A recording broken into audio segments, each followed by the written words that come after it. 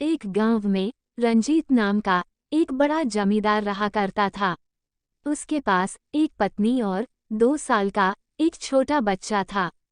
कुछ समय बाद दुर्भाग्यवश बच्चे की तबीयत बहुत खराब हो जाता है और उसी में उसकी मौत हो जाती है। बच्चे की मौत होने के बाद रंजीत और उसकी पत्नी बहुत ज्यादा दुखी और उदास हो जाते हैं। वह बच्चा उन दोनों का इकलौता बच्चा था। गांव वालों की मदद से रंजीत अपने बच्चे की लाश को गांव के बाहर एक पीपल के पेड़ के नीचे दफना देता है।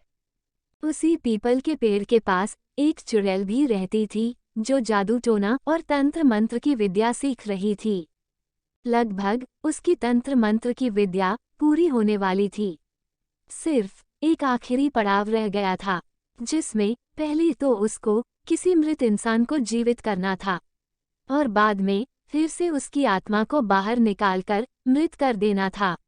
आखिरी पड़ाव पूरा करते ही वो सबसे शक्तिशाली चुड़ैल बन सकती थी। इस पड़ाव को पूरा करने के लिए चुड़ैल इधर उधर लाश की तलाश कर रही थी। तभी उसको पीपल के पेड़ के नीचे दफनाए बच्चे के लाश की बू आती है। लाश तलाशने के लिए चुड़ैल आसपास की सारी मिट्टी खोद डालती है। कुछ समय खोदते खोदते उसे एक बच्चे का लाश नजर आता है। चुड़ैल काफी खुश हो जाती है और रात होने का इंतजार करने लगती है। जैसे ही रात हुई, चुड़ैल फिर से पीपल के पेड़ के नीचे जाती है। वह बच्चे की लाश को बाहर निकालती है और पेड़ के सहारे सीधा बैठा देती है। फिर अपने जादू टोना का सामान मृत बच्चे के शरीर के पास रखकर तंत्र मंत्र की प्रक्रिया चालू करती है। चारों तरफ रात की वजह से गहरा अंधेरा होता है। तभी दूसरे गांव के 2 व्यापारी व्यापार के सिलसिले में उस गांव की तरफ आ रहे थे। अचानक उनकी नज़र पीपल के पेड़ के पास कुछ चमकते हुए चीज पर पड़ती है। अंधेरा होने की वजह से उन दोनों को रोशनी साफ साफ दिखाई दे रहा था।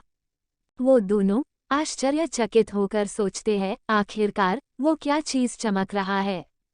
यह सोचकर दोनों आगे बढ़ते हैं और पीपल के पेड़ के नीचे खड़े होकर सारा नजारा देखने लगते हैं। पहला व्यापारी दूसरे से कहता है, ये तो कोई चुड़ैल जान पड़ती है। शायद शक्तियां मिलने के लिए तंत्र मंत्र कर रही है। वो देखो, उसके सामने एक मृत बच्चा भी है। दोनों आपस में बातचीत कर ही रहे थे कि अचानक सन हो जाते हैं। वो दोनों देखते हैं कि चुड़ैल अपनी शक्तियों से कुछ देर में मरे बच्चे के शरीर को जिंदा कर देती है।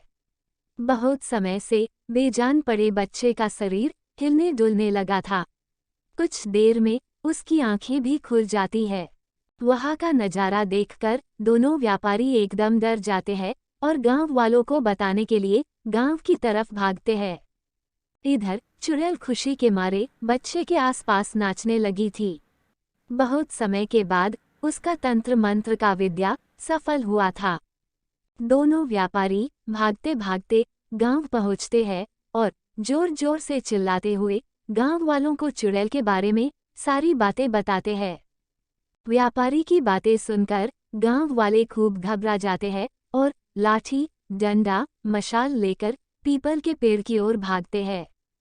यहाँ चुड़ैल का आखिरी पड़ाव अभी पूरा नहीं हुआ था, क्योंकि उसने बच्चे में जान तो डाल दिया था, लेकिन फिर उसे निकालना बाकी रह गया था। सारे गांव वाले दौड़ते हुए उस पीपल के पेड़ के पास पहुंचते हैं और चुड़ैल के ऊपर पत्थर फेंकना शुरू कर देते हैं। तभी उनकी नज़र बच्चे पर पड़ती है और सारे लोग आश्चर्यचकित हो जाते हैं। जो बच्चा कुछ दिन पहले मर गया था, अब वो आंखें खोलकर सांस ले पा रहा था। सारे गांव वाले गुस्से में आ जाते हैं और चुड़ैल को जान से मार डालने का फैसला करते हैं। लेकिन बच्चे के माता पिता चुड़ैल पर बहुत खुश हो गए थे। चुड़ैल ने उनके इकलौते बेटे को जिंदा कर दिया था। वो दोनों गांव वालों के पास जाते हैं और बोलते हैं, इसने हमारे मृत बच्चे के अंदर फिर से जान डाली है, इसलिए इस पर कोई पत्थर नहीं फेंकेगा। जमींदार का आदेश मानकर गांव वाले चुड़ैल पर पत्थर फेंकना बंद कर देते हैं।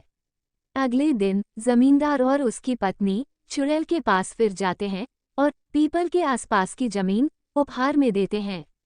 फिर बच्चे को लेकर अपने गांव वापस चले जाते हैं और खुशी खुशी रहने लगते हैं।